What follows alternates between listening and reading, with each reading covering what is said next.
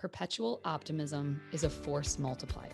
And so what that means to me is what I believe is the most difficult thing to have group think about. But it is the reason why we have grown, which is that 1 + 1 mind does not equal 2.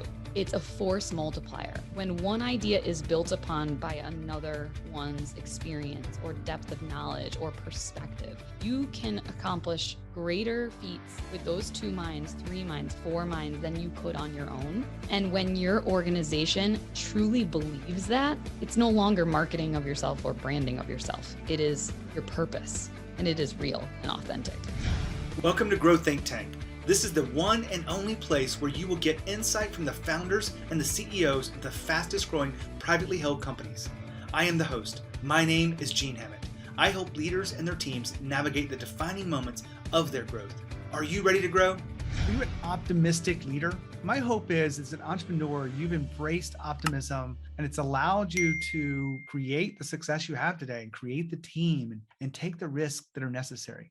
But how do you create optimism amongst others that aren't quite as optimistic? Maybe they're pessimistic, maybe they're realist. All of these things come to play inside of leadership. Today, we're going to look at perpetual optimism. We're going to look at where this really came from, which was a Colin Powell list of leadership principles or rules, if you will. But we don't have Colin Powell on because he's passed, but we have someone that was made an impact through these 13 rules that Colin Powell put up about perpetual optimism being a force multiplier. So today we have the president of Rebel Interactive Group. Her name is Allison Minutillo. Hopefully I got that right. But Allison and I had really incredible conversation around optimism and what really that does for the organization and how she is a realist, but she is also someone who can inspire others and connect them in such a way through the kind of leadership that is necessary to grow their company fast. So that is unpacked in today's episode. I think you'll find it fascinating, especially if you want to take that leadership that you have to that next level. My job is to help you become the best leader you can be and help you create leadership development that allows you to develop the leaders around you. The emerging leaders inside your company really do deserve to have the best development chances, the best opportunities to do this. And that's one reason why we've put together some incredible programs. If you want to go to genehammett.com and go to leadership, we will create some special materials that will allow you to go and find some information about leadership development across the company and really what you need in order to make that happen, what's getting in the way, and what most companies miss. If you go to genehammett.com and go to leadership, you will find this leadership development training that will give you everything that you need to know to give you a really chance to make a solid decision moving forward on how to develop your team to be better leaders and not just manage the work in front of them, but to truly lead the people around them. Just go to genehammett.com and go to leadership. Now, here's the interview with Allison. Allison, how are you? Great. How are you? Fantastic. As always, excited to have you on the podcast. We have a great conversation. We're going to talk about perpetual optimism, what that really means inside of leadership and company growth. But give us a little bit of insight about your company, Rebel Interactive Group. So we are a full service digital marketing agency. We're based out of Connecticut. We just bought a 25,000 square foot building in Cheshire, Connecticut. So we soon be residents of a new town. But we're a group of almost 100 employees who have a reputation for being rebels, but we're not just rebels for rebels' sake. We have a reputation for challenging the status quo, standing up for what we believe in, having clients who are hiring us for a reason to tell them the things that they may not want to see themselves, with a focus on just leveling up, pushing, being our authentic selves, having humility along the way, being positive, and bringing this freshness to all digital marketing services that typical agencies provide. Now, the way you talk about this, it's got me a little interesting. I'm a student of marketing for sure, marketing my own business, helping clients grow their businesses. Sometimes I get pulled into the concept of marketing. Where do you think we should be focused, in the next 2 to 3 years as we really start to look at how marketing is shifting? Because it changes all the time. That's a great question. Hard to answer 2 to 3 years out. So the platforms are changing on so many levels. And I'll give you one example, just privacy in general. So everything that happens at the governmental level, we have to be aware of and seeing 2 steps ahead of the big four, your Googles, your Facebooks, your Apples of the world, about privacy issues in general and how that will affect digital marketing. So that's a huge topic that we are constantly trying to innovate within. So we believe there will be this take back your customers movement where your data is owned as the client instead of the big platforms owning the data about your customers. So things like email marketing and where you have your own lists of customers will be swinging back in that direction, and also just balancing the art and science of marketing that has been lost in this digital age. So as a digital marketer myself, our clients are brainwashed by the idea that it's only effective if you can measure that that ad drove sales, and that's just not how marketing works. So marketing is very much the balance between the art of it and the science of it. And I believe we're going to go back to the way that marketing should be, which is the balance of both. I love your answer, even though I know it's difficult to look 2 or 3 years out. I've said this before, marketing is one of those industries where change is just really constant. And I think everyone thinks and says that, but marketing, what I've seen, changes faster than anything else out there. Even when you look at technology companies, it doesn't change as fast as marketing. So It's with all red that hot being said, all the time, red hot. it makes what you do harder and more important to lead more powerfully. Almost 100 employees, and you think about, what does it take to be the president of a fast growing agency and really keep yourself abreast of this. You came back to this whole concept, and I want you to give us the background of this perpetual optimism. So I'm going to let you kind of share where this started and what it really means to you as your company grows fast. Yeah. And so for context, when we say grows fast, 3 years ago, 3.5 years ago, when I joined Rebel Interactive Group, I was around employee number 40. So in just 3 years, we've over doubled. We've tripled our revenue. We've made it to the Inc. 5000 multiple times in a row. So it has been fast growth. And that we believe is the outcome of our success. That was never the intended goal.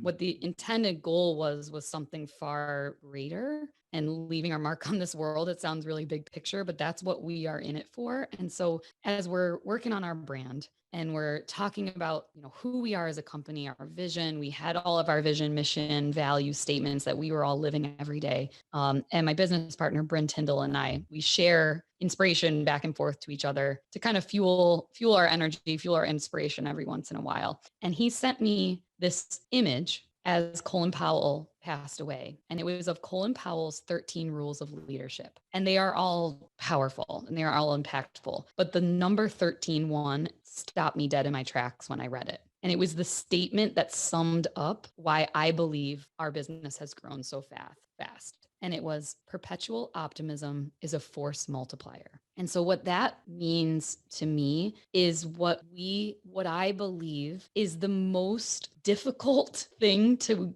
have group think about. But it is the reason why we have grown, which is that 1 + 1 mind does not equal 2. It's a force multiplier. When one idea is built upon by another one's experience or depth of knowledge or perspective, you can accomplish greater feats with those 2 minds, 3 minds, 4 minds than you could on your own. And when your organization truly believes that, it's no longer marketing of yourself or branding of yourself. It is your purpose, and it is real and authentic. I want to know what you did first with it. I know it probably hit you and you had to let that sink in. And I always take a little bit of time when something like that comes up. But what did you do after you let it sink in? That's a really good question because it was a series of moments. And it was a series of aha moments that helped us build to that point where that was like the period at the end of the sentence that had been evolving for the past 3 years. So at first we did the easy stuff, which is like your mission. Okay, so we had our statement on mission, igniting inspiration by empowering rebellion. That's like the more tactical piece. It wasn't easy, but it was not as profound as what our true purpose was. Then fast forward another year, and I was literally going on a run. This is how this stuff happens in leadership roles where you have a moment of clarity. I was on maternity leave. It was during the thick of the pandemic. And I was just like, what is the point of all of this stuff? And I was listening to a podcast And they said something that made me stop and realize that our vision for our company is to empower one another to truly realize what we're capable of. And it was the statement just poured out of my fingertips into an email to my business partner to say, this is what this is all about. And then fast forward another year after we had been talking about it internally, and it's in performance reviews, and it's how we give good feedback, and it's us building each other up and building our clients up and building on ideas. When we reflected back on it, this statement was the thing that said, this mission plus your vision connected to growth, this was the reason why that worked. Perpetual optimism was the intangible. It was the thing that was left unsaid that really got us to that next point, because there was never a day that we didn't believe that we could overcome a hard conversation or a dip in the business. It was always glass half full, because that's just who we were. And that was the culture that was brewing organically within inside our walls. Now, most entrepreneurs have a healthy dose of optimism, some of it way too much, some of it just enough. Your path doesn't sound like it's a traditional entrepreneurial path. Have you always had this optimism in you? No, in fact, I'm a realist. So I'm actually the furthest thing from entrepreneurial. I don't like the financial risk side of it. I'm not a blind ideas person. I'm extremely practical. So example of that is in high school, I was huge into musical theater. So I loved the stage. I was doing singing competitions all the time. And then I got to the point of college decision and was like, well, that's not practical enough for me. So I chose business, and here I am, right? So I really, like, at my core, am not a risk taker when it comes to career. But what I've found with working alongside an entrepreneur, so Bryn Tyndall, the CEO and owner of Rebel, is an entrepreneur at his core. He's like the opposite of me when it comes to that, is that you need balance. You need someone saying, yeah, go after that idea. Yes, go, move, go, go, go, green light, green light, green light, right? And then you need the people around you, like myself, who's like, hang on a second, let's pause. Let's think about that. But it's important that that voice is not a naysayer, because they're the furthest, they'll just shoot down an entrepreneur's vibe right away. You've got to build on it, but do it in a way that's practical and show real numbers and say, okay, if we were to go after this idea, here's what that would mean. This would be the time investment that would be required. Is that the right move, or should we be doing something like this? So it's this constant juggling act is what I've found true leadership to look like. Now, Allison just talked about being a realist. Now, this is really interesting because I think every organization needs the right mixture of realist and optimism in order to make this work. The optimists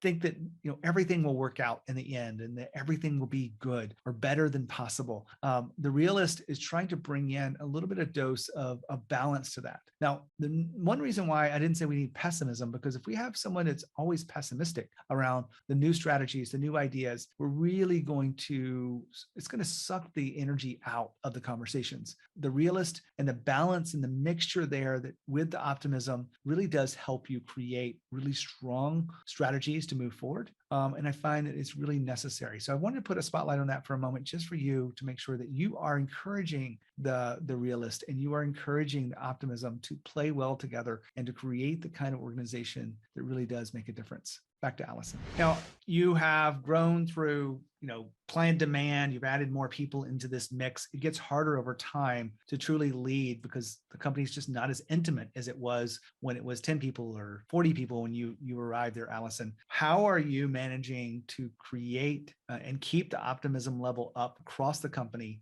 despite all the things that are going on inside their world and the world externally to them? It's hard. There's no right answer.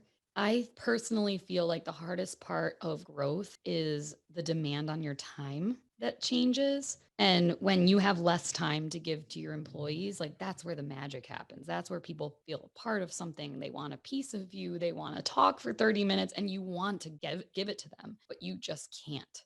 There are just competing priorities on your time every day. So I think it's the most important throughout growth to empower armies of the leadership that you want your company to embody. It's not just about like one lone wolf anymore. It's about creating a feeling of this positive not just blind positivity, but optimistic leadership that is coaching and nurturing and working with people and talking through the hard stuff and having courage to banter and debrief and reflect on when situations don't go right. Because in agency life, woo, it is filled with hard conversations and difficult clients. And it's just it's part of it.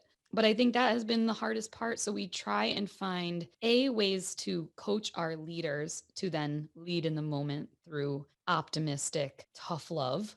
We also find ways to come together as a company that feels organic. So we have every other week, we have a digital virtual agency wide town hall. And the first segment every single time is called Good News. And we talk about the good stuff and people give shout outs to each other. And it's this affirmation, public display of affirmation. And it's just little things like that. We have a good news Slack channel where people are just used to talking about the good. And as leaders, we celebrate that far more than the financial wins, or honestly, we don't even talk about that side of it because it freaks people out if we grow too fast. So you find ways as leaders to celebrate the good and not just talk about when we mess up, because we don't need it as humans. We know we're harder on ourselves. It's far greater of an impact for a leader to say when you did something right than to criticize you when you did something wrong. So Allison just talked about empowering others. Now, you know that you've got to empower others, but here's one thing that you can do that most people don't even think about.